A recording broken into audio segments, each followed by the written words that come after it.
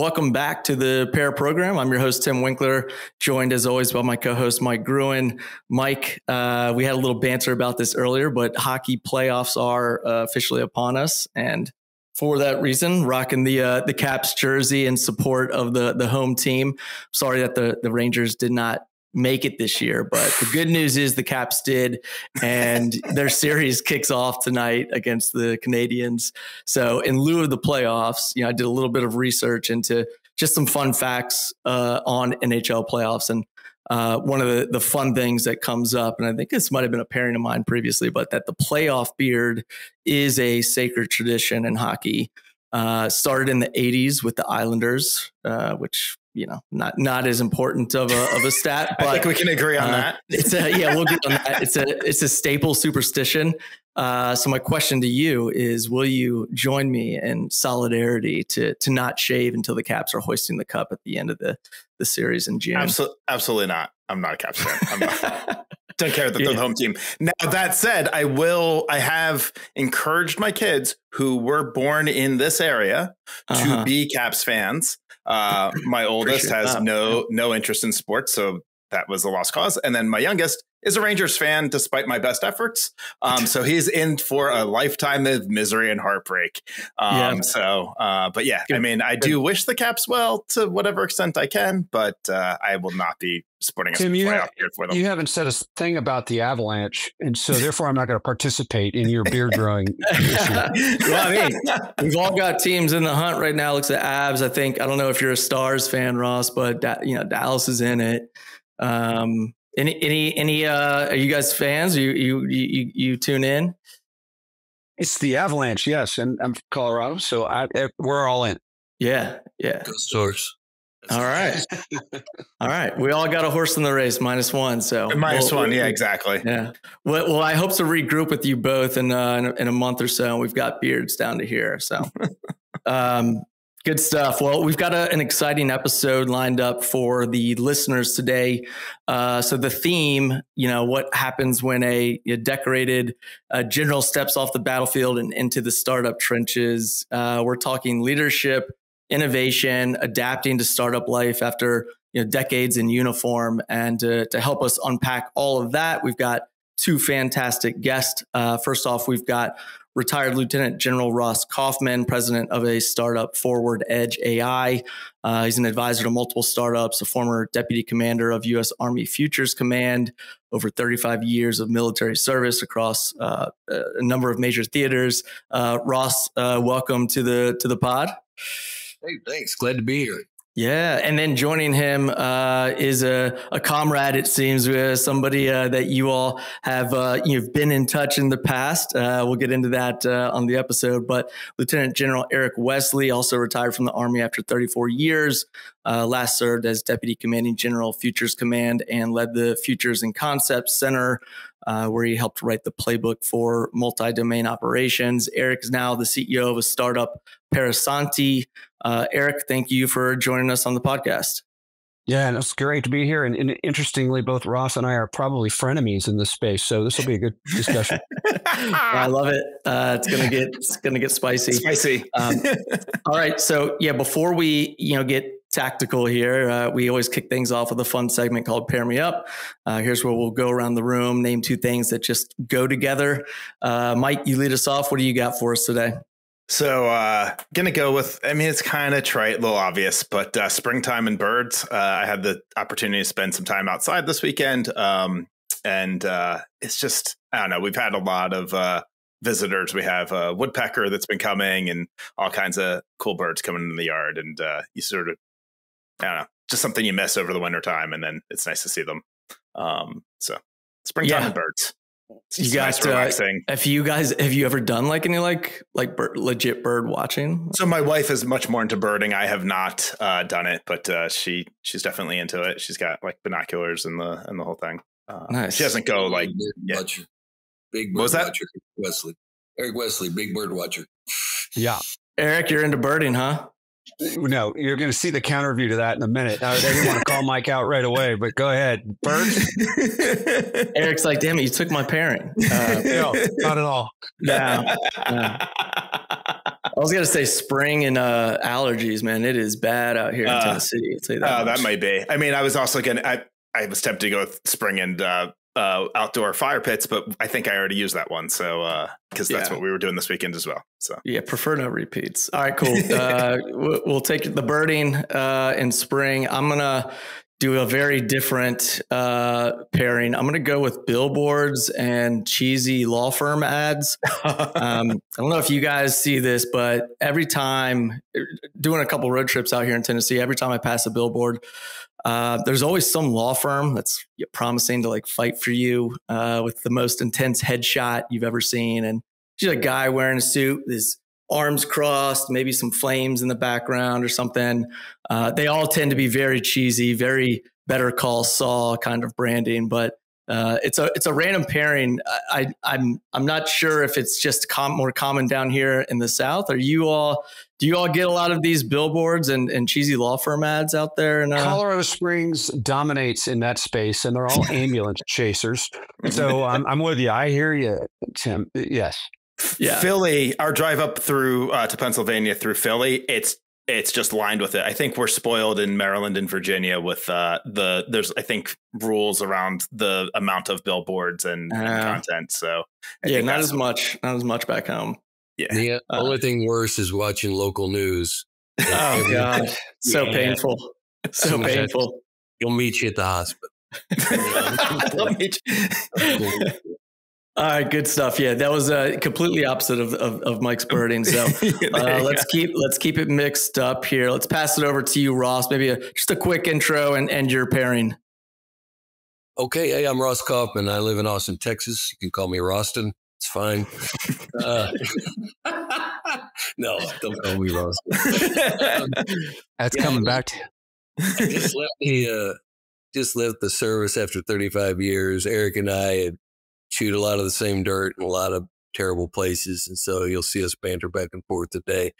It is spring, as mentioned, and I'm a Kentucky boy. So what happens the first weekend in May every year? Kentucky Derby. And what pairs with the Kentucky Derby? A little mint julep. Yes, sir. And Kentucky Derby. That's my pairing, boys. That's a good one. It's so good.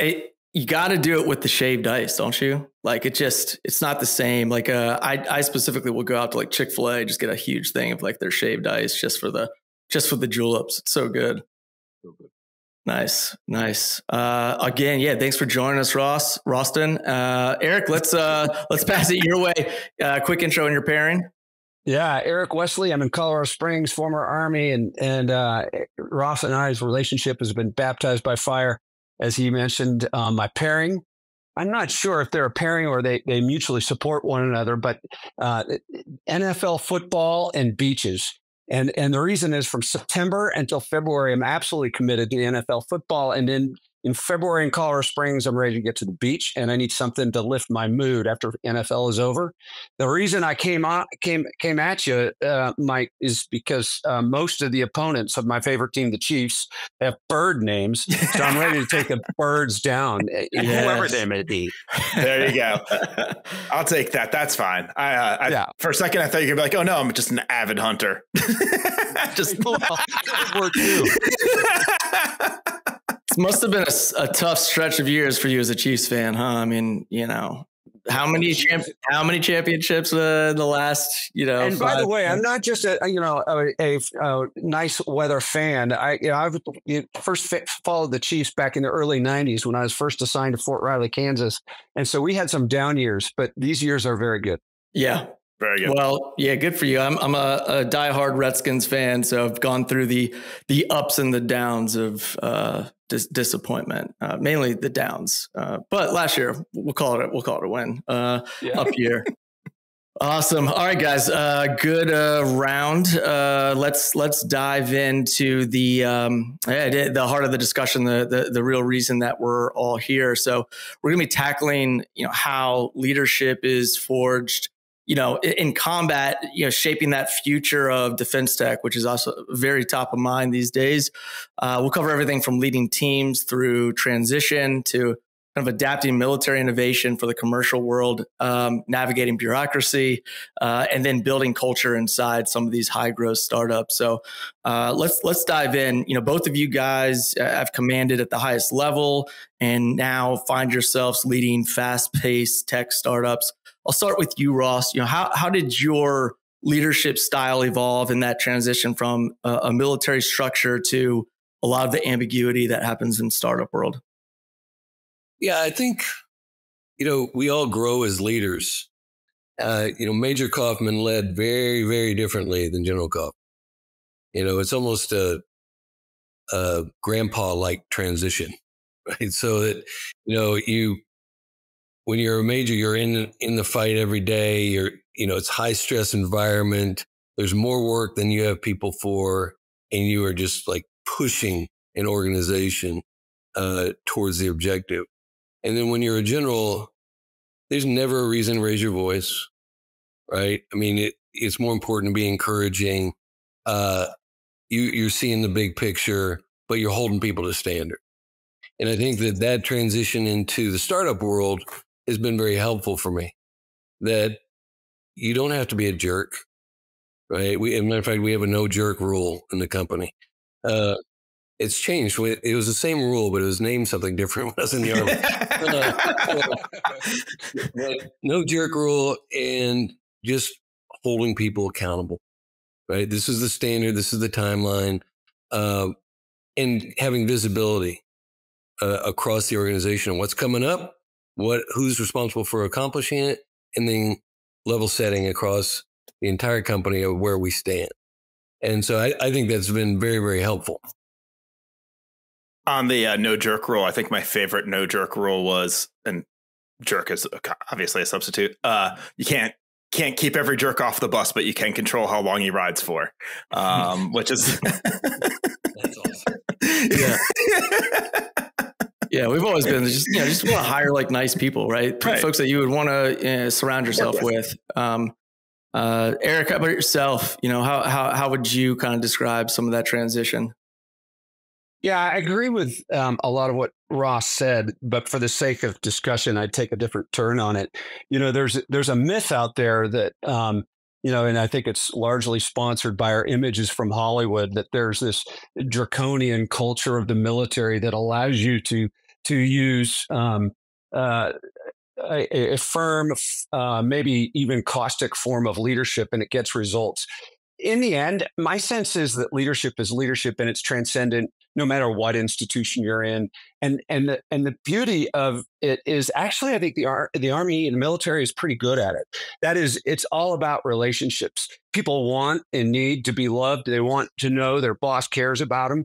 And that aspect of leadership, I've found, although the tempo might be different and the size of your institution might be different, but in the end, I think leadership is going to be all about people and relationships.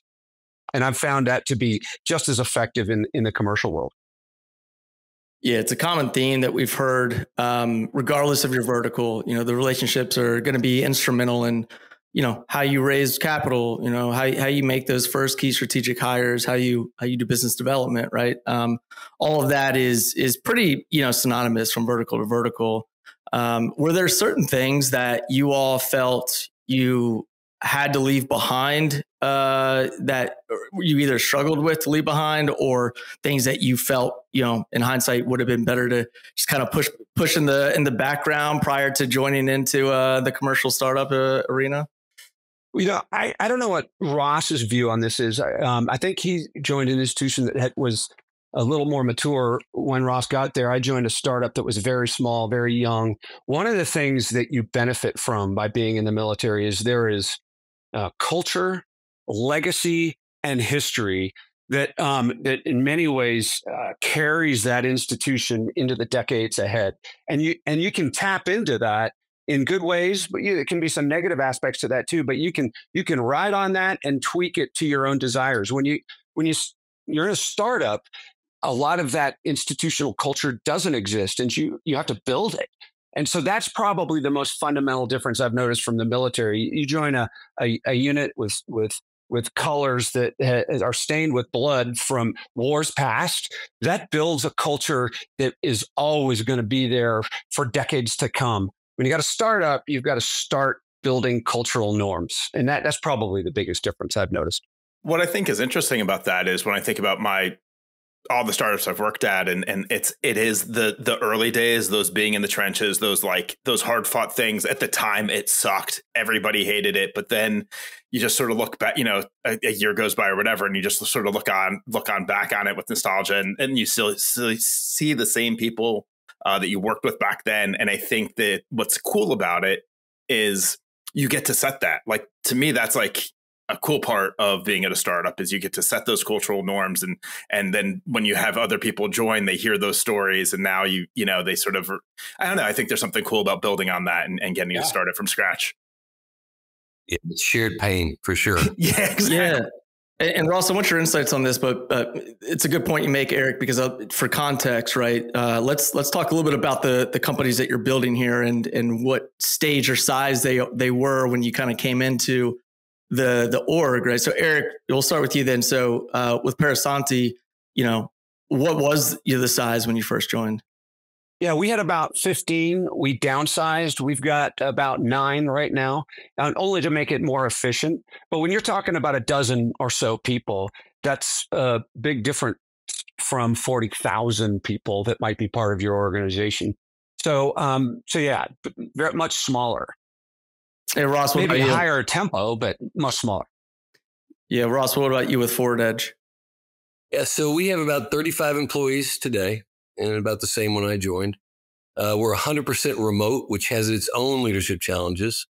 I spend time with all new employees, and one time an employee said, I didn't know we had 2 Dougs. I just thought Doug was really busy.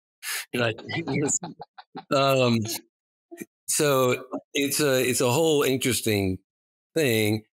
When we talk about culture and growing, there's a tipping point where the new employee is not in a startup culture anymore.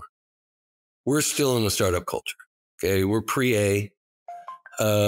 We have revenue, but that revenue's from sibbers and sitters and things like that. So we're pre-product release. We expect that to turn around in the next 90 to 100 days. We should go to market with our first products. So that's it. It's a bunch of really hardworking engineers that are doing amazing things, and we're getting ready to ramp. So that's kind of the stages we are. We're getting ready to go to market. Yeah, talk to me a little bit about the customers here. So are you all, would you call yourselves a dual use? Are there multiple use cases here, from commercial to defense applications? This is, I guess, for both of you all. And then my follow up to that would be, with the team that's kind of come together to this point. Are those backgrounds a good mix between folks that maybe have experience, if it's working for a defense contractor or directly within defense, to commercial settings? How is that team comprised, and has that been strategic based on who your all's customers are and how the product's serving those customers? Eric, I'll start with you. Yeah, I'll lead off. So what do? We do data orchestration, workload orchestration, and data translation specifically at the edge, which the reason I say that is it has both commercial and defense applications. I think a lot of startups have got to decide, where am I going to start? Where's my first vertical going to be? Is it going to be defense or commercial? Clearly, the edge space is the untapped it's the frontier in many ways. Many companies in our world economy has tapped into the access to big data and the cloud for the last 30 years or so. The space that hasn't been exploited sufficiently are those that are in austere environment. So where do you start when you're going to be an edge company? Our thinking, and I think we're going to get into this later, is that the defense space is there is reasons to go into the defense space. It's harder in many ways. But in terms of the ability to deploy capital for something that is untapped and undefined, we've chosen to go into the defense space first. We think later there will be an opportunity to spread laterally and then go into commercial space. Yeah, Ross, how about yourself? Yeah, so we're in the encryption business, and that's our first product. And the second product will be a biotech spectrometer on your phone, which is awesome. But military government applications will be about 20% of our encryption business, we believe. 80% will be commercial. Think about every time you are using 256-bit encryption, talking to your bank, insurance, hospital, utility companies talking to one another, et cetera, it requires an encryption. And because of the way it's architectured now, that is susceptible to a quantum computer. And so our device keeps you safe from that. So in our company, it's public safety, national defense, national security. I think those are our three really mantras, is that we want to make the world a safer place. And so we think that 80%, 20% is a good mix for us. And each one of those has their own challenges, right? So like to get what's now called high assurance security, used to be called type 1 or TS, that takes millions of dollars in multiple years. It's really hard for a company to get that. And then there's other certifications that you need that for the civilian side. And we think we're about 3 months away from our first certificate. So it's pretty exciting. So you'll see us in Walmart before you see us on the battlefield. Interesting. Yeah, it seems like two different kind of strategies, two different approaches. Obviously, different technologies. So each of which could have their own specific strategy designed for why you're going one direction or the other. I'm curious with regards to how you all came into these roles. Let's just kind of talk about that, because it's actually an area that we've spent some time on previous episodes with regards to transitioning from military into startup world, how folks kind of come into those opportunities, everything from SkillBridge to Commit Foundation. What was it that you all used to kind of help navigate those opportunities, and how did you fall into those opportunities? Were you approached? Were you out there kind of scouring for something that aligned with what you were really trying to do in the civilian world? Ross, maybe you lead us off with this one. Yeah, absolutely. I stared at tech every day for 7 years, from Detroit and then as the deputy commander. So I was immersed in this side of the world, and I got to see some really, really cool things. And I was a little hesitant to take a position. I thought, I just wanted to consult. But this is the key. Once I met the founder and decided that I'd made a lifelong friend and that I believed in his mission and his focus and the purpose of the company, I was all in. And I didn't care as much about money as I cared about culture and people. That's really important to me, because like the no jerk rule, I will never work for a jerk again, ever. And so I had to take it as a vetting process and really get to know the founder. And now, like I said, he's a lifelong friend, and it's scary, right? For a lot of generals getting out and for a lot of soldiers getting out, that, okay, what am I going to do? Am I going to like it? Well, guess what? Most of the people you knew in school didn't go, they're still not at their first job, right? Everyone, generally in the first 5 years after graduation changes jobs 2 or 3 times. So I knew if this didn't work or didn't really like it, I could do something else. And that's the beauty of having a retirement, right? So this is all about giving back, making the world a better place, and you get paid a little money to do it. How were you connected to the founder? He actually, I saw him pitch his product. And so once I saw that, I knew that this was a purpose that I could get behind. look, there's going to be nefarious actors with quantum computing capability. There just are. And if we don't think that they're going to use that to their advantage and our detriment, we're fooling ourselves. And if someone has to solve this problem, and I want to be a part of the team that does. And soon, I think people underestimate how far out quantum is going to come here faster than people think. 2 years. Yep. Yeah.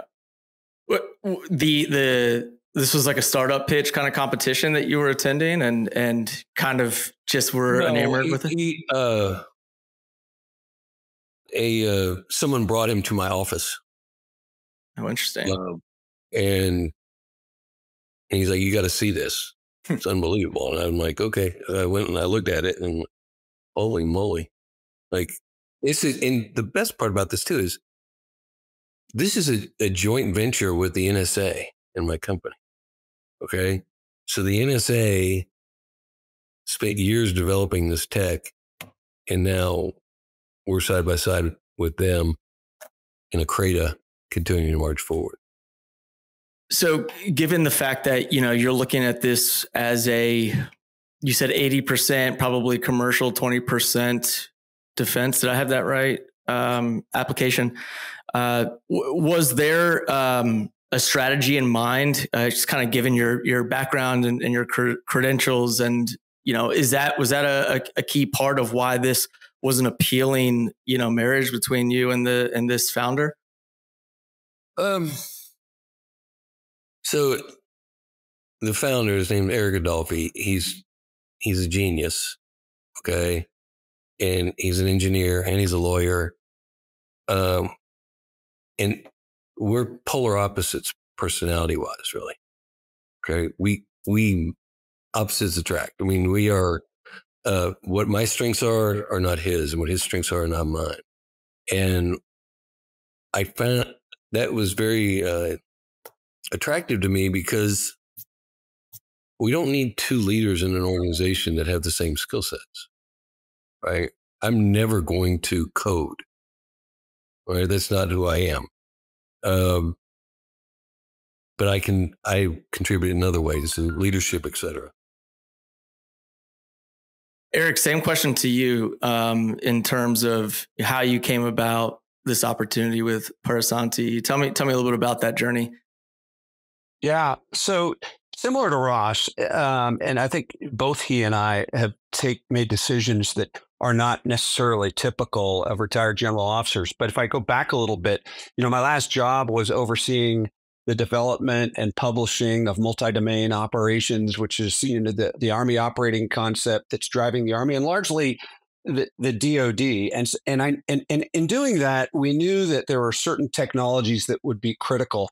What I found in transition when I retired is that there are opportunities to work consulting and board work in those areas that we're passionate about, because like Ross, we're passionate about solving problems. So for example, advanced transmissions on combat vehicles of the future, or nuclear power to get energy down to the battlefield where you might not be able to get your resupply of fuel. So you need to be able to generate energy at the point of need.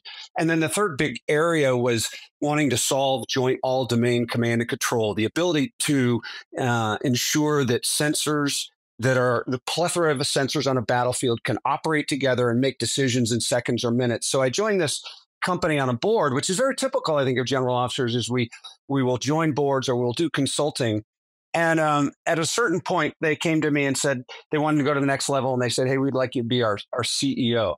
Now, it's important to note that when I was at Army Futures Command, I helped stand up the command down there at Austin, Texas, before the first commander, General Murray, was able to take command because he hadn't been confirmed by the Senate. So I go to Austin, Texas, and the Army just decided to go to Austin, which is where Ross is now, because the history of the Army had been that we rely on our institutional labs. The industrial era of the last century was that the military would establish their own labs, where there'd be a wired fence around it, and we develop technology within those labs. But in the 1960s, I think 67% of new technologies came out of DoD labs. But the reason we stood up Army Futures Command was because we knew that actually the rate had inverted, that 60 to 70% of new technology was coming out of industry. So we wanted to go to places where industry existed, where startups existed, where you had the startup ecosystem. So as the deputy commander standing up Army Futures Command in Austin, Texas, I'm looking out across Capital Factory and these young kids with laptops that start companies in Starbucks with purple hair or whatever, and I'm encouraging them to take risk on the Department of Defense. Take your startup and take risk on us because we're coming to you, right? And so, and I'm wearing 3 stars. I'm in uniform. I'm telling them all this stuff. Now I'm a civilian, and I am a board of Parasanti, and they say, hey, we want you to be the CEO. And that, like Ross said, that's a big risk. All my peers would say, are you crazy? You're like a retired general. You're going to run a startup. And I felt like to some degree, number one, I'd asked all these young kids who are, starting companies and telling them to take risk. I need to bat for the fences myself and get into that space and understand it, which was compelling for me to get into it. We're also blessed with a pension as retired military officers. And so I want to put that stability factor. I've got a net that gives me a certain pension if the startup fails. So I'm going to put it at risk on behalf of these technologies that we believe in. Yeah. It's a really neat perspective. Again, it's just like very, very much out of your comfort zone, which is just any startup role at different stages is going to be uncomfortable as you're adapting with your past titles. That's talk to me about how that helps open doors, but also talk to me about how that can sometimes complicate conversations with maybe non-defense stakeholders as well. Yeah, I think the first question is always, what do I call you? Anything but Eric Wesley. But Zing. People don't really know how to act around you. They are not familiar with what it is. Yeah. So and the onus is on the general to put people at ease, right? Like, look, my name's Ross. I'm no longer in the military. It's not a big deal. But I think that provides opportunities just in status wise, right? Like, so people want to talk to you because, the general will know what to do, or the general has probably seen these problems a million times before in leadership or strategy or, go to market, whatever it is. So it absolutely is helpful. And I don't know of any real downside to it. It hasn't negatively affected me that I know of or can remember. I do hate having to pick my clothes out every day. I'll tell you that. Well, if you've seen his clothes, you'd understand why. Yeah, touche. What about you, Eric? Where have you seen it kind of either open doors or maybe sometimes be a little bit of a has it complicated things ever on your side? No, I don't think so. It's a blessing and it's a benefit. I learned this lesson actually. I worked in the White House for a few years on a detail, and there were only 2 people that went by a title. The top 2 people in the nation, your president, vice president, everybody else ran by a first name. And so it was a really easy transition. Once you go into the commercial world, that's not an issue. Having said that, I think it would be a mistake to not to exploit it, but to leverage your relationships and your role in terms of expertise and experience in order to achieve the outcomes that you're passionate about within your company. So it is a blessing. It is fortunate that I can pick up the phone or send a cold call type email to somebody who's in the department and just make available the technology that we're talking about. I'll tell you, you're not always going to get a positive answer, but you've got a hearing. And I've done it with Ross. I said, hey, I want to talk to you about nuclear power. And he'll take the call. And that's a good thing. Sometimes we talk about it as a bad thing, and there's, doesn't matter party, but there's oftentimes criticism of retired generals. being involved in the business space. If they're getting special benefits, that would be true. But if they enable the commander or leader in charge to be informed and have a broader understanding of what's available, I think that would be good. To remove that opportunity would be foolish, and it would be a national footshot. So Ross has spent, as an example, more than 3 decades studying the art of war. Why would you not want to leverage that understanding and that experience, at least just to get an understanding of what's available in terms of technology? And so I think the rank thing helps to penetrate what can be a very intimidating institution called the Department of Defense.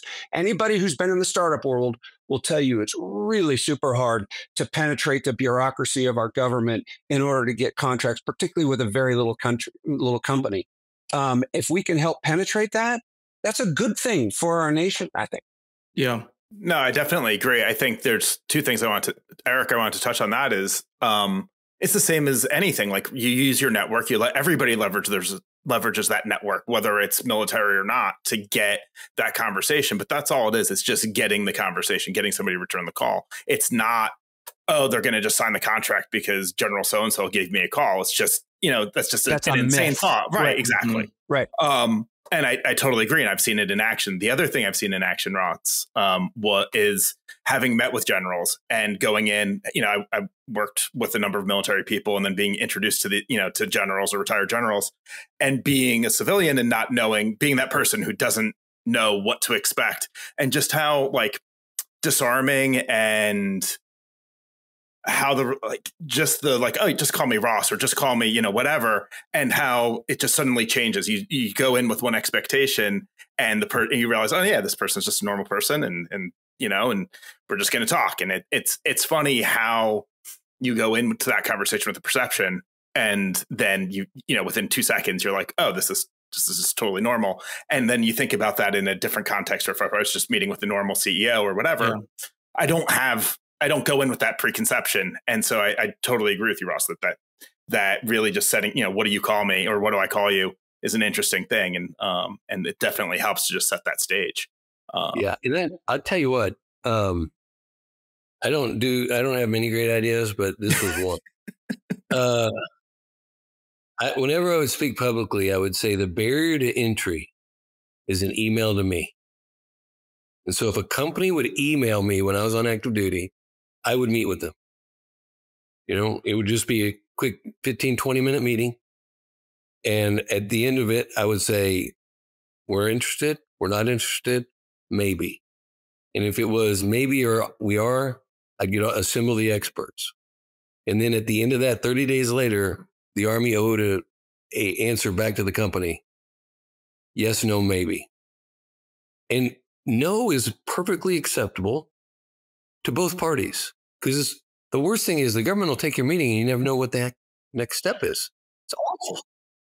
And that was very, very helpful to finding new and innovative tech. So I wish more people did that. Yeah. Yeah. I mean, I can also just speak firsthand, just, for my outreach to, both of you, it was, very forthcoming, very quick to respond with interest to talk about what you're doing. I think that oftentimes there might be this, preconceived notion that, it's almost like, I've always seen as well, like folks that are intimidated to talk to the CEO. It's this fear of being in the presence of somebody at the C-level, but they put their pants on, one leg at a time, just like you do. And so just the forthcomingness that I've seen is like you all have been very, open to kind of talking about this transition and using it as a platform to also set the stage for the next wave of innovators, if it's coming from military, if it's coming from startups, what have you. So yeah, kudos on that. And I say, yeah, like I like that kind of pitch of like, I'm a cold email away from a conversation. What would you say has been, maybe one of the more shocking or, just really challenging pieces of being in a startup? It's been a couple of years for you, Eric. Ross, it's just been, I guess it was about 6 months or so since you've been in this seat. So Yeah. What is it that you would say has been, maybe one of the more eye-opening things about, being in this environment? I think this first thing I would say is probably obvious, but when you're a general officer or even a lower echelon commander, there's a lot of infrastructure around you that enables you to achieve your objectives.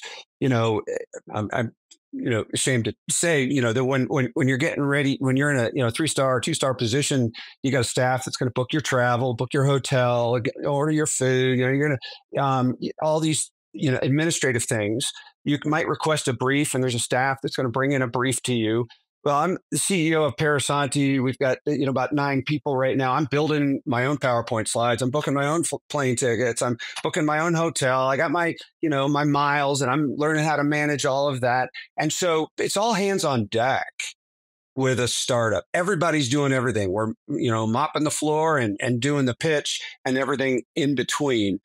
I wouldn't call that shocking. It's just you adjust to the environment that you're in.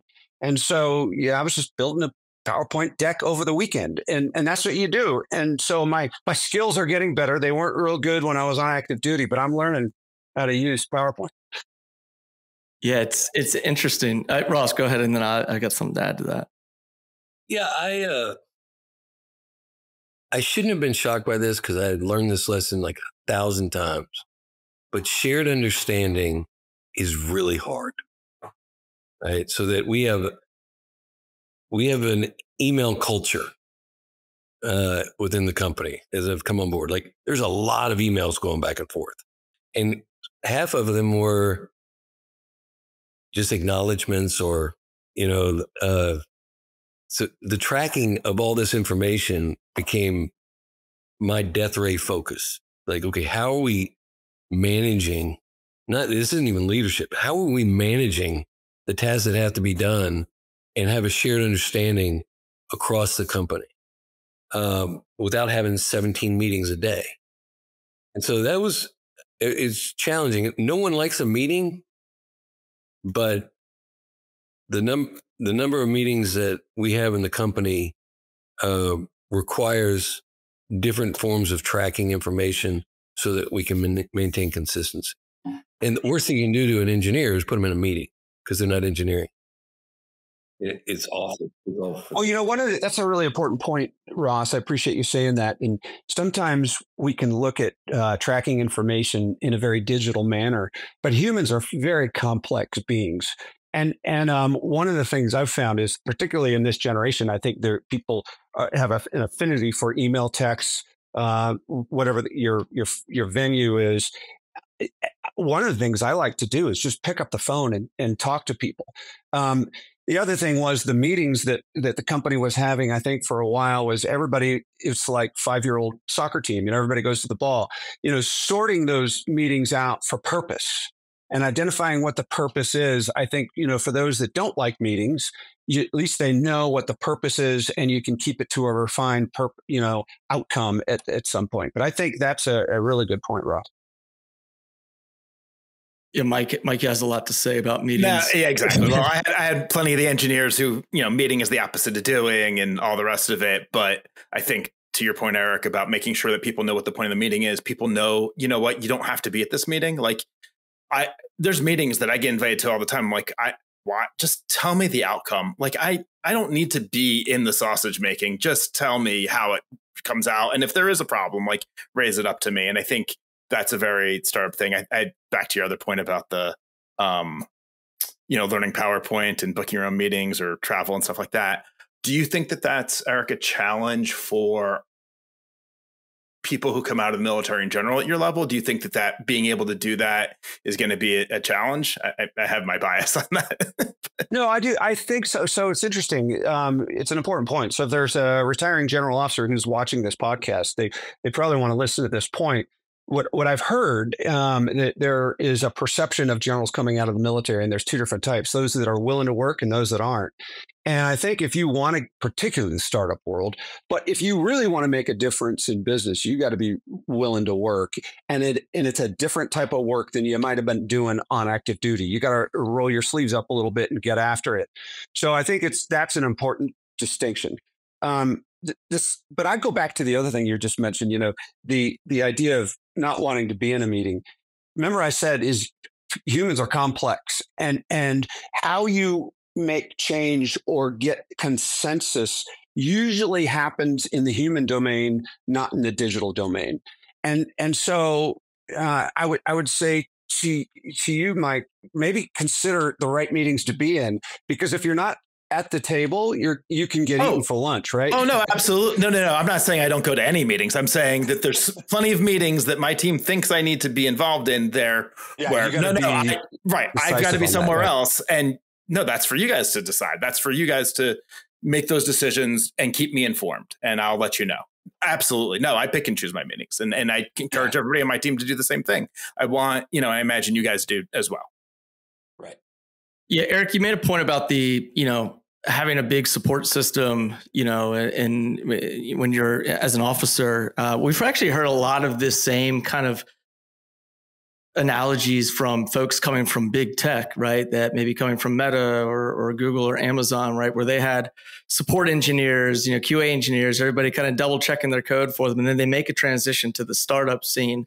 And next thing they know, they don't have that same resource or support system. So it's on them to kind of figure that out. And that's a little bit more of just a little perspective from like an engineer's, viewpoint versus maybe somebody who's in a C-level position. But I think that's kind of this common theme. It could be from just coming from a big company at large, a Fortune 500 company, to a startup. A lot of these similar transition pain points that folks might experience. I just want to pull on that sorry, but and Ross, but I don't think it's a unique thing to coming from the military. I do think that a COO coming from a large company going into a startup has the exact same experience, that same exact experience. But yeah, I'm sorry. I had my wife fooled for years that I didn't know how to order pizza. Now that she knows I'm managing my own flights and hotels, she's calling me out on it. I don't want you guys to think that we're spoiled, but that's the way the institution operates that way. It's a big institution, but it's the willingness to work. And I think you got to make that transition pretty quickly. Everybody's doing everything in a startup. Yeah. Yeah. So one more kind of question I wanted to touch on just before we transition to the final segment. We've all heard it time and time again about, there's a lot of red tape that's packaged in with defense tech innovation. I think there's a lot of moves that are happening as we speak that's trying to break down some of these barriers. It's not going to happen overnight. What have you all seen as some of the more challenging kind of bureaucratic barriers that you faced, in startup world trying to innovate?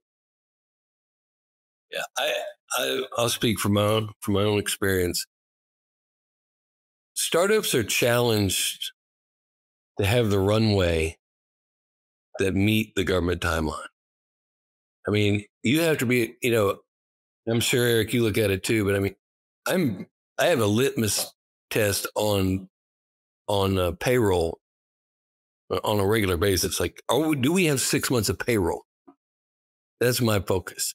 And when a startup is dealing with the government, I mean, it could take a year and a half, 2 years, if at all.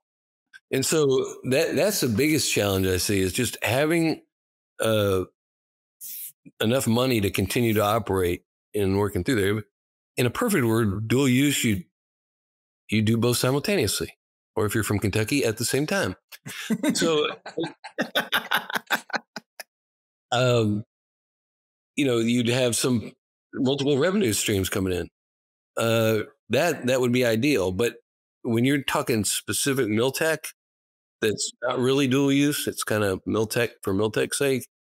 It's a long road, so you better have your financing together. And that you're just raising money constantly for that. So that's my experience.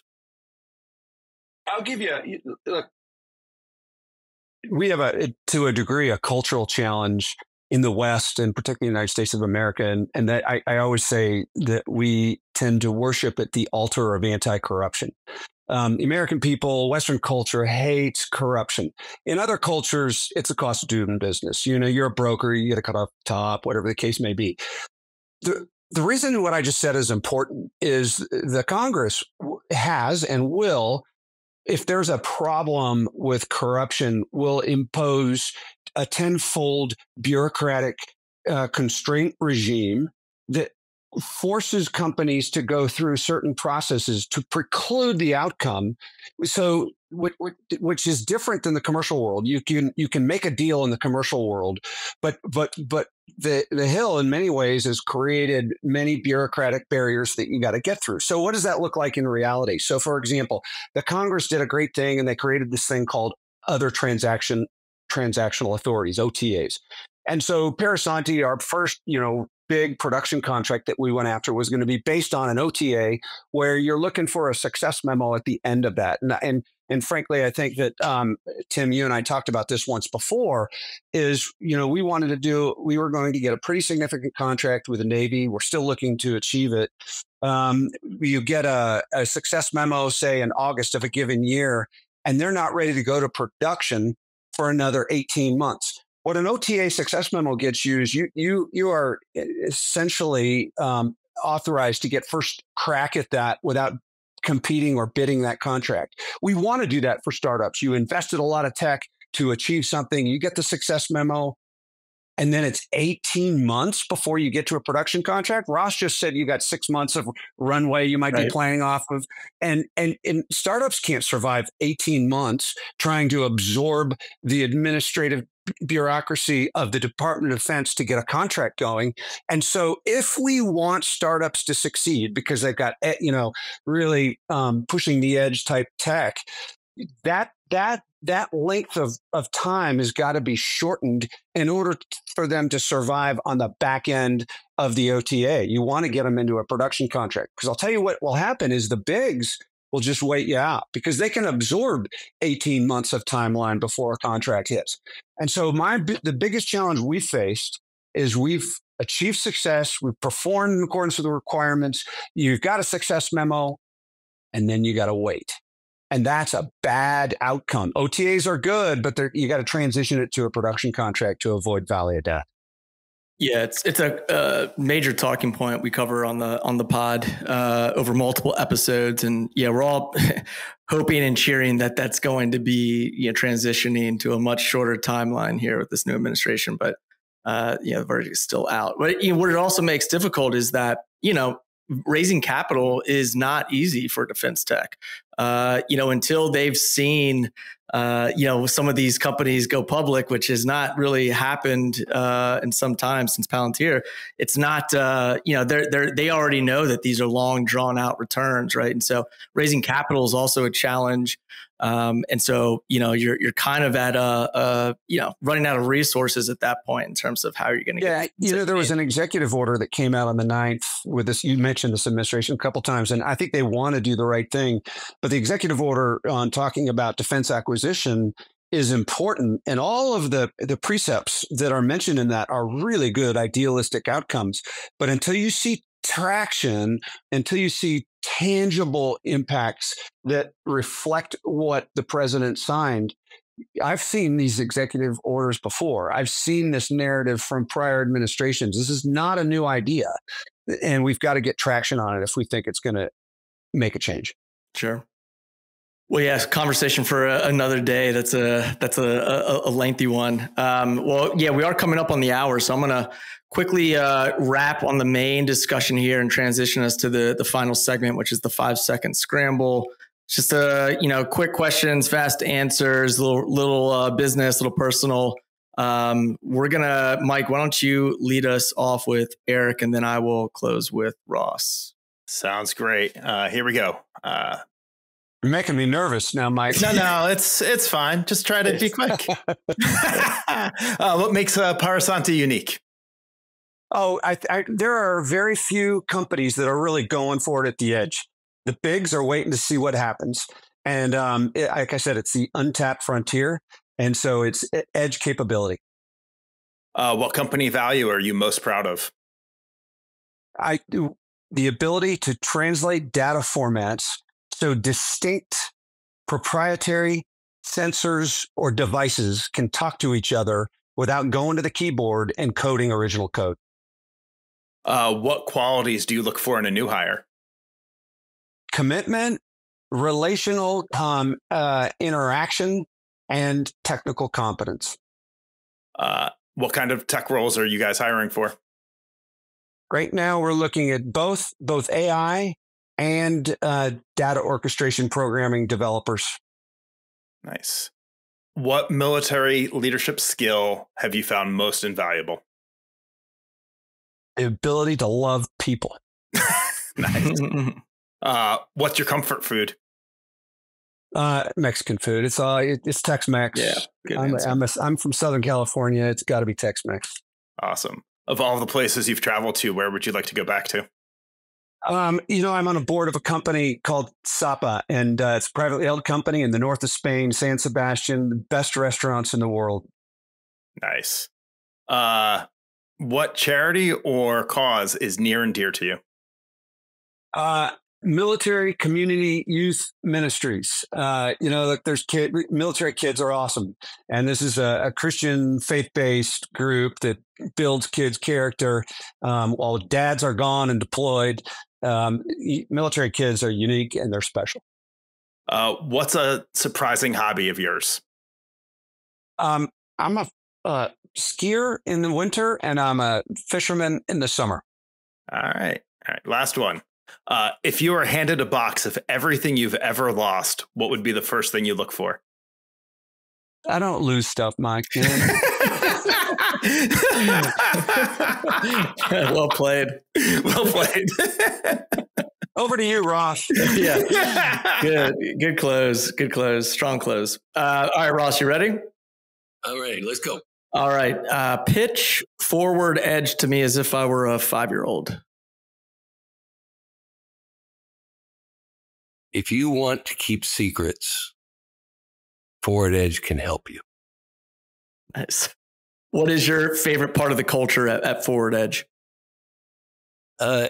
How infectious the entire company is infected with pride of each other. What kind of technologist thrives at Forward Edge? Someone who's hardworking, technically capable, gets along well with others, and meets their deadlines. What kind of tech roles are you hiring for over the next 6 months? AI engineers, electrical engineer are our biggest needs right now.